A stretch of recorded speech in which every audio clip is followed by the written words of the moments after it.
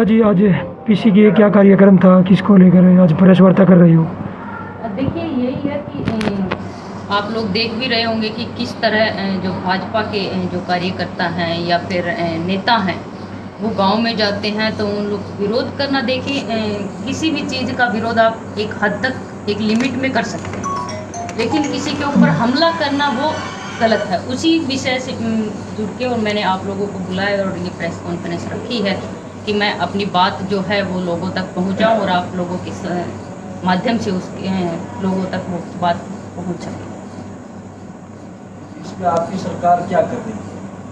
सरकार आपकी है, किसान 6 महीने से बैठे हैं यहाँ जी। आपको अपने ही घर में बंधक बना दिया इन लोगों ने।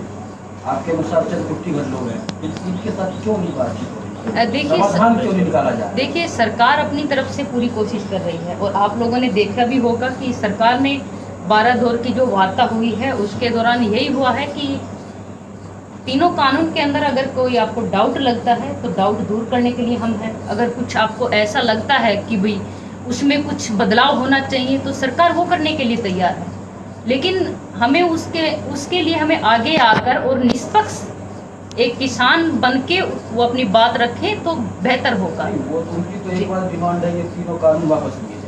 तो ये तो एक है वो जो भी है ये तो समझाने में सरकार फेल हो रही है ना। आखिर कब तक? सरकार देखिए समझा रही है। सरकार ने अपनी तरफ से जो चीज़ें थी, जो भी कहीं डाउट था वो सबके सामने रखा है कि ये विषय है। और इसमें आपको जिन चीज़ों आपने भी देखा होगा और हमने भी देखा है कि शुरू में जब तीनों कृषि कानून बिल आए उसके बाद लोगों की सिर्फ 2 ही मांगे थी, तो जिन चीज़ों पे उनको डाउट था। एक डाउट ये था कि भाई MSP ख़त्म हो जाएगी, दूसरा ये था कि मंडियाँ ख़त्म हो जाएगी, और तीसरा उनके बीच में जो भ्रम फैलाया गया कि आपकी ज़मीन चली जाएगी। तो ये तीनों चीज़ दूर करने के लिए सरकार ने निष्पक्ष तौर से अपनी बात समक्ष रखी और साफ तौर पे कहा कि जो MSP के लिए आपको जो डर है वो डर आपका निकालने के लिए हम तैयार हैं। मंडियों को लेके आपको जो डर है वो निकालने के लिए तैयार, हम लिख के देने के लिए तैयार हैं। तो फिर किस चीज़ में रुकावट? नहीं मान रही है। आपके अनुसार अगर देखिए इनको भड़का रहे हैं, बीजेपी और जेजेपी सभी नेताओं का विरोध हो रहा है, जैसे कल टोहाना में हुआ उससे पहले आपका भी हुआ। क्या मानते हो लगातार किसान सभी नेताओं को घेर रहे हैं? देखिए मेरा ये मानना है कि यहाँ पे अब से पहले आंदोलन हमने भी देखे हैं और हिस्ट्री भी पढ़ी हमने आंदोलनों की, और आप लोगों ने भी देखे होंगे। अब से पहले आंदोलन होते थे मुद्दे के ऊपर होते थे, लेकिन अब मैं देख रही हूँ कि पहले जैसे कि किसान आंदोलन था या पहले भी किसान आंदोलन हुए हैं, और अभी एक है किसान आंदोलन और एक है विपक्ष आंदोलन और फेसबुक आंदोलन। तो इन दोनों में हमें जो डिफरेंस है वो हमें समझने की जरूरत है। एक तो है खेत वाला किसान और एक है विपक्ष और फेसबुक वाला किसान। तो उनके बीच हमें चीज़ समझने की जरूरत है। जो असली किसान है, जो खेत जोतता है, जो काम करता है खेत के अंदर, मान लो हमारे घर में है कोई बहन भाई है या कुछ भी, अगर माँ बाप हमें कह देते हैं कि चल बेटे खेत में चल के हाथ बटा दे, तो वो कहेंगे टाइम नहीं। और अगर आप ये कहेंगे कि चलो कि आपको वहाँ पे उत्पाद मचाना है, तो आपको 10 लोग तैयार मिल जाएंगे कि चलो वहाँ पे जाके ये करना। तो ये युवाओं को समझने की जरूरत है। ये दिशा से जो मैं कहूँगी दिशाहीन जो युवा हैं उनको एक रास्ता दिखाने की जरूरत है, उनको समझाने की जरूरत है और उनको समझने की जरूरत है कि ये जो हमारे समाज के अंदर जो लोग जो भ्रम फैला रहे हैं और जो युवाओं को जो भड़का रहे हैं उनको न भड़काएं। एक अच्छे समाज का हमेशा हमने देखा कि समाज का निर्माण अच्छे लोगों से बना है और उसको हमें जोड़ के रखना है उस समाज को, क्योंकि कल को आंदोलन भी ख़त्म होगा और हम सब लोग वहीं पे ही रहेंगे। आप भी वहीं रहेंगे और हम भी वहीं रहेंगे, लेकिन ऐसा ना हो कि इस आंदोलन के दौरान की आप लोग एक दूसरे से नज़र मिला ना सकें। बबीता जी, आपने कहा कि युवाओं को भड़काने की कोशिश की जा रही है, लेकिन 6 महीने से किसान दिल्ली की सीमाओं पर हैं। एक 26 तारीख को छोड़कर अभी तक ऐसा वहाँ पर कुछ नहीं हुआ जिसको हम ये कहें कि किसान आंदोलन भड़का है। तो क्या ये भटके हुए किसान है या फिर किसान ही बैठे हैं? आप मेरे को ये बताइए कि 26 आंदोलन को, उससे पहले किसान आंदोलन ही चल रहा है ना, और 26 तारीख को जो हमारे देश के ऊपर आप लोगों ने देखा किस तरह तिरंगा का अपमान किया गया है, तो वो किसने किया? किसान आंदोलन जो किसान नेता थे वो लीड कर रहे थे, तो उन्होंने जिम्मेवारी क्यों नहीं ली इस चीज़ की? जिम्मेवारी किनकी बनती है? अगर हम लीड कर रहे हैं किसी भी चीज को तो हमारी जिम्मेवारी बनती है उसको संतुलन में बना के रखना, उसका डिसिप्लिन बना के रखना और उसको पथ से भ्रष्ट मैं कहूँगी पथहीन ना होने देना, ये हमारी जिम्मेवारी है। और आप कह रहे हो कि 26 तारीख के बाद आपने देखा भी होगा बंगाल के जो युवती लेके आए थे उनके साथ क्या हुआ है। उसके बाद संयुक्त किसान मोर्चा ने खुद प्रेस कॉन्फ्रेंस करके ये कहा है कि इतनी बड़ी भीड़ में अगर कुछ गलत हुआ तो उसे संयुक्त किसान मोर्चा ने निकाल दिया। मैं खुद उन्होंने आरोपियों को पकड़वाया है, खुद संयुक्त किसान मोर्चा ने एफआईआर करवाई इस मामले में। देखिए वो तो उसके पिता ने करवाई जब लड़की के पिता इनकार कर चुके थे मैम। हाँ जी, लड़की के पिता इनकार अगर कर चुके लड़की के थे, पिता संयुक्त किसान मोर्चा ने ही एफआईआर पहले करवाई। सुन ही लीजिए, अगर लड़की के पिता ने अगर मना किया होता तो फिर वो बाद में फाइट क्यों करवाते, और अगर करवा दी तो आज वो लोग कहाँ पे हैं, गिरफ्तार क्यों नहीं करवाए थे?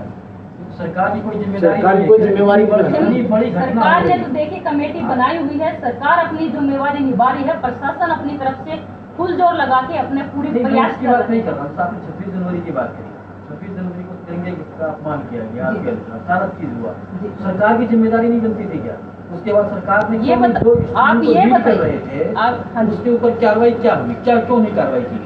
तो वही चीज है ना कि लोग उसको भड़का रहे हैं। उस सरकार डरी हुई है। एक मिनट, सरकार डरी हुई नहीं है, इसको आप डरे हुए नहीं कह सकते। ये है एक संतुलन बना के कि किसानों की बात भी सुनी जाए और प्रशासन कोई जोर जबरदस्ती नहीं कर रहा। प्रशासन का आपने देखा होगा जो इतना नरम रवैया जो अपनाया हुआ है, तो जबकि ये लोग जो उपद्रव मचा रहे हैं आप लोग भी देख रहे होंगे, मैं उपद्रवी ही कहूंगी जिन लोगों ने हमारे देश के तिरंगे को अपमान पहुंचाया है। और जो लोग इस तरह का उपवाद जो आप गांव-गांव में देख रहे होंगे तो वो किसान नहीं हो सकते। आप आंदोलन कर सकते हैं, आपका हक है, आप अपनी बात रख सकते हैं, लेकिन एक सेकंड, हम भी अपनी बात रखने के लिए तैयार हैं, लेकिन तथ्य के साथ बात रख सकते हैं।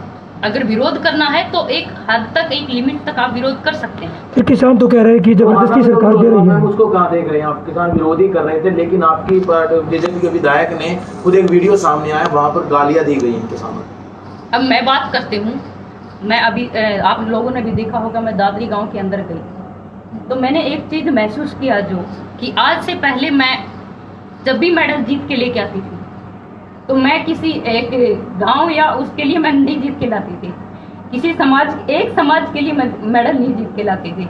लेकिन तकलीफ होती है कि लोगों ने, जिन लोगों ने इतना प्यार, इतना सम्मान दिया है, आज अगर मुझे उनके बीच में जाते हुए जब मुझे गालियाँ सुननी पड़ती हैं, मेरे बच्चे के ऊपर मुझे सुनना पड़ता है, मेरे माँ बाप के लिए मुझे सुनना पड़ता है, तो मैं देखती हूँ कि हमारा समाज जो है वो किस तरफ बढ़ रहा है। क्या बीती होगी उस माँ बाप के ऊपर, क्या बीती होगी उस भाई के ऊपर जो अपनी बहन को गाली देते हुए देखते होंगे, बहन को गाली देते हुए सुनते होंगे। क्या हमारा समाज आज बहन बेटियों की इज्जत से बड़ा हो गया? क्या हमारा ये संस्कार है, क्या हमारे समाज के ये संस्कार हैं, या हमारे हरियाणा के ये संस्कार है कि बहन बेटियों को गाली देना, उनके ऊपर लाठियां चलाना? मैं वहाँ की रहने वाली हूँ, वहाँ की बेटी हूँ, मैं अपने घर में कभी भी जा सकती हूँ।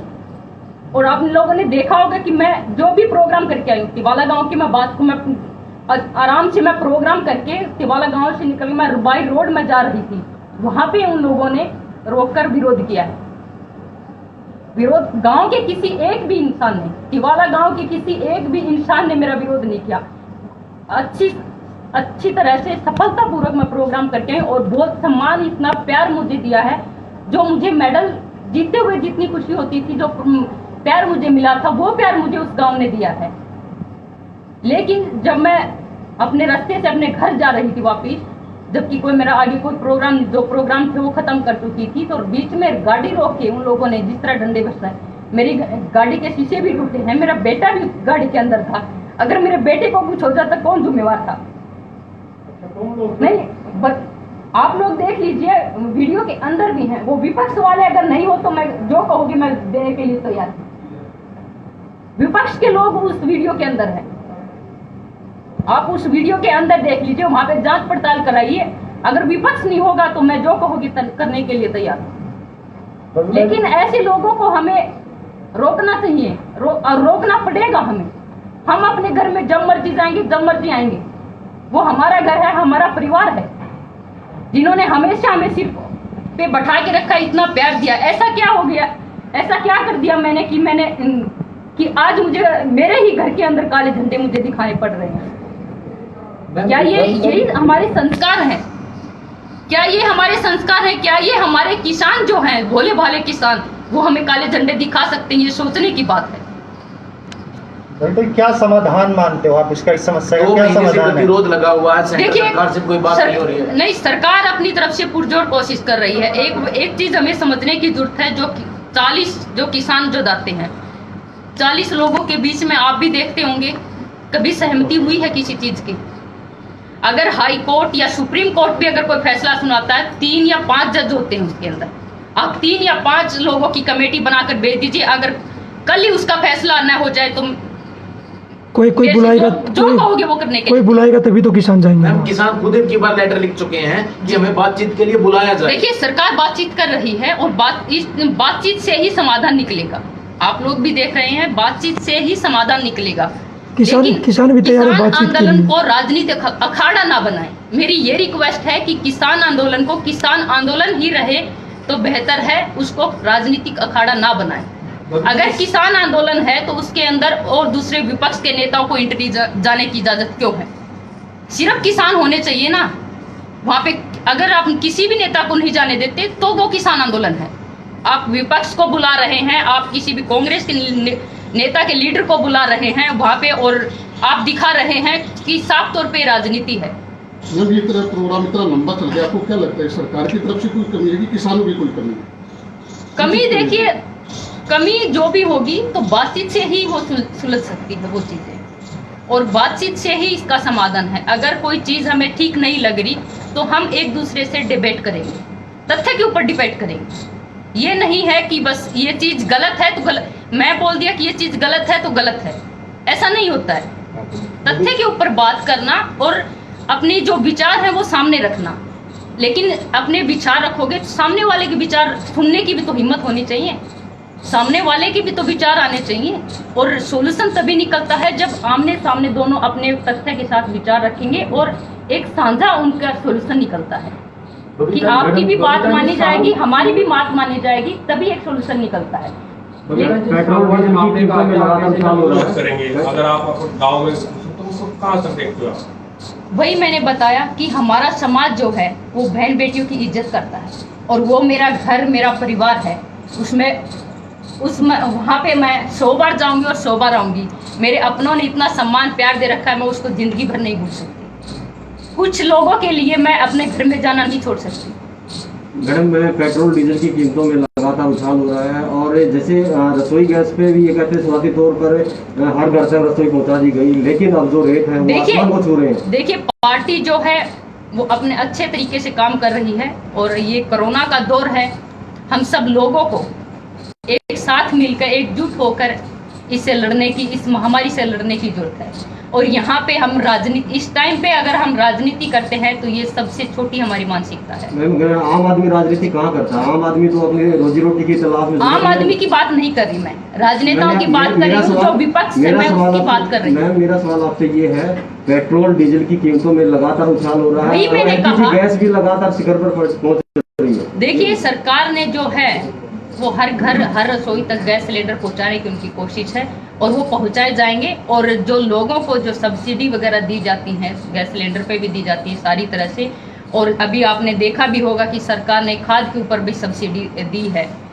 तो ये एक तरह से किसानों के लिए और एक आम आदमी के लिए ही बहुत अच्छी, मैं कहूँगी कि सरकार की पहल है, और उन्होंने जो फैसले लिए हैं वो आम आदमी के हित में। बबीता जी, सब्सिडी का सामान भी ज्यादा महंगा हो गया, दाल इतनी महंगे हो गए, कहते थे कि दाल रोटी खा के आदमी गुजारा कर लेगा, लेकिन दाल इतनी महंगी हो गई, तेल इतना महंगा हो गया, आम आदमी कहाँ से गुजारा करेगा?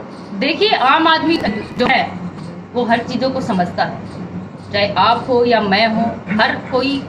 अगर कोई भी मुसीबत आती है, समाज के ऊपर आती है, परिवार के ऊपर आती है, तो हम सब मिलके उस चीज़ से लड़ते हैं, और हम सब मिलके एकजुट होके उस चीज़ से निकलते हैं। तो ये एकजुट होके निकलने का टाइम है, चाहे क्योंकि अभी हम कोई राजनीति अखाड़ा, मैं कहूँगी कि राजनीति की बात ना करें तो बेहतर होगा, क्योंकि ये टाइम हमारा कोरोना का टाइम है, और इस महामारी से लड़के हमें एक दूसरे के साथ मिलके और कोरोना से हमें जीतना है। मैम, सुशील कुमार से हत्या का आरोप लगा है, उससे क्या मानते हैं कि कुश्ती की कहीं साख खराब हुई है? आगे जो युवा पीढ़ी देखिए, अभी जो भी फैसला लेगा कोर्ट लेगा और कोर्ट का जो निर्णय होगा हमें मंजूर होगा, हम यही मानते हैं। नहीं, कुश्ती की साख कहीं ना कहीं खराब देखिए, कुश्ती की जो है हर पहलवान जो भी होगा वो देखिए अपने एक चीज़ में देखता है कि हमें ओलंपिक का सपना वो देख के चलता है और वो उसी को लेके मेहनत करता है। अगर कहीं भी कोई खिलाड़ी की वजह से या हमारी वजह किसी को भी अगर कहीं चोट पहुँचती है तो देखिए वो सबको चोट पहुँचती, किसी एक को चोट नहीं पहुँचती। मैम, हमारा एक सवाल है कि जब बातचीत चल रही थी किसानों के साथ, 40 जत्थेबंदी जा रहे थे, उस समय पे केंद्रीय मंत्री ने ये कहा कि हम खुद मान रहे हैं कि कमी रही है, 80% तक हम ठीक कर देंगे। लेकिन मैम, क्या आप नहीं मानते जितनी लंबी बातचीत दौर रहेगा, क्या किसानों को समझाने में और किसानों को और आगे ज़्यादा समझाने में दिक्कत नहीं आएगी? सरकार को और ज़्यादा विरोध सहन नहीं करना पड़ेगा? देखिए, मेरे को मैं ये बताऊंगी कि किसानों को समझाना मुश्किल नहीं है। किसानों को समझाना मुश्किल नहीं है। मुश्किल है तो विपक्ष वाले किसान और फेसबुक ये किसानों को समझाना मुश्किल है। मैम, आपके अनुसार विपक्ष और जो दूसरे दल के किसान हैं वो फैसला कर रहे हैं? वही मैं एक चीज और मैं कहूंगी इसके ऊपर कि जो कहते हैं कि मूर्ख होता है उसको समझाया जा सकता है, लेकिन अनपढ़ होता है उसको भी समझाया जा सकता है, लेकिन जो अभिमानी होता है ना उसको समझाया नहीं जाता। तो किसान जो है वो भोला भाला किसान है और भोले भाला किसान अपनी बात रखे और बहुत अच्छे तरीके से किसान जो है वो बहुत इज्जत करता है और वो कभी भी नहीं चाहता कि उसके देश के उसके तिरंगे के ऊपर कभी आ जाए। वो ऐसी हरकत कभी नहीं कर सकता और चाहे वो बेटी हो या बहन हो, वो उसकी इज्जत अच्छी तरह से करना जानता है। मैम, जो हटकर्मिता है सरकार कर रही है, किसान कर रहे हैं। देखिए, ये मैंने नहीं कहा, मैंने ये कहा है कि किसानों को समझाया जा सकता है, क्योंकि किसान भोला भाला किसान है, उसको पहला फुसला के ही यहाँ पे उन लोगों के बीच में भ्रम फैला के ये चीज़ फैलाई गई है। तो उस भ्रम को दूर करने के लिए सरकार अपनी पुरजोर कोशिश कर रही है और जो भोले भाले किसानों को बहकाया जा रहा है, हम कोशिश कर रहे हैं कि उनको समझाएं और बात रखें के सामने। आपके अनुसार किस प्रकार किसानों से बातचीत की जा सके ताकि जल्दी हो? बिल्कुल, देखिए, सरकार कोशिश कर रही है, बातचीत करेगी और अब तक भी की है और इसका समाधान जो है सरकार जल्द निकालेगी। मैम, हिसार में भी विरोध हुआ, आपका भी विरोध हुआ, हिसार में भी विरोध हुआ, आज टोहाना में किसान इकट्ठे हुए हैं, लगातार लाठीचार्ज हिसार में भी हुआ और कल भी नौबत आ गई थी। देखिए, आप ये कह रहे हो कि लाठीचार्ज हिसार में हुआ, आप कह रहे हो ना हिसार में हुआ। आपने गुरनाम सिंह चंदूनी जी का बयान भी सुना होगा, वो खुद इस चीज़ को एक्सेप्ट कर रहे हैं कि जो लोग थे उन्होंने डीएसपी जो वहाँ के थे उनके ऊपर ट्रैक्टर चढ़ाने की कोशिश की। अब किसी आदमी को आप मारने की कोशिश करोगे तो फिर आप सोच सकते हैं कि आप। मैम, सवाल ये नहीं है, सवाल ये है कि लगातार किसान विरोध कर रहे हैं, तो क्या सरकार के अब ये बताओ, आज ये जायज है किसानों का नहीं है? आप ये बताइए, मेरे ऊपर कोई ट्रैक्टर चढ़ाएगा तो मैं क्या करूँगी? अपनी जान तो बचाऊंगी। बचाओ में तो अपना कुछ हथियार मेरे पास हो गए, वो कोशिश तो करूंगी ना, या मैं कहूंगी कि सारे मुकदमे वापस ले लिए। इस साल के किसानों मुकदमे वापस हुए? वापस लिए हैं। सरकार ने बातचीत की है, कोशिश सरकार यही कर रही है कि समझ जाएं, विपक्ष उसको उन लोगों को ना बहकाए और वो विपक्ष उनको समझने की जरूरत है। किसान, मैं बार बार कह रही हूँ कि किसान आंदोलन को किसान आंदोलन ही रहने दें, उसको राजनीतिक अखाड़ा ना बनने दें। CMMI की रिपोर्ट आई है कि पूरे इंडिया में हरियाणा दूसरे नंबर पे हो गया बेरोजगारी, हर तीसरा युवा बेरोजगार है, तो उसको लेकर आपका। अब ये बताइए, मैं 12वीं पास करके बैठी हूँ और कोई मेरे को कहेगा कि मेरे को नौकरी दिला दो, मैं फार्म नहीं भरूंगी, मैं कोई काम नहीं करूंगी।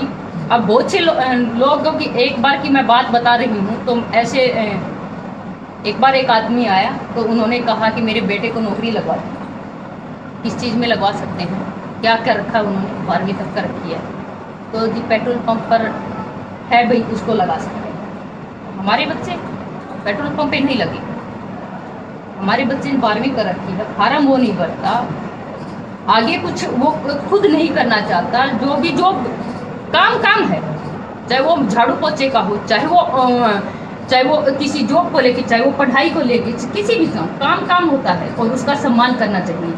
ये कोई छोटा काम छोटा बड़ा हो सकता है, लेकिन सम्मान प्रतिभा की कमी है जो अभियुक्ति के भी लगे थे, जैसे पीछे SC के अंदर भी और भी चाहिए एक मामला आया था। क्या प्रतिभा की कमी मानते हो हरियाणा में? देखिए, प्रतिभा की कमी नहीं है, उसको निखारने की जरूरत है और हमें पहचानने की जरूरत है। हम क्या करते हैं कि एक टाइम में थोड़ा बहुत करके और उसको फिर छोड़ देते हैं, ये हमारी जिम्मेवारी है।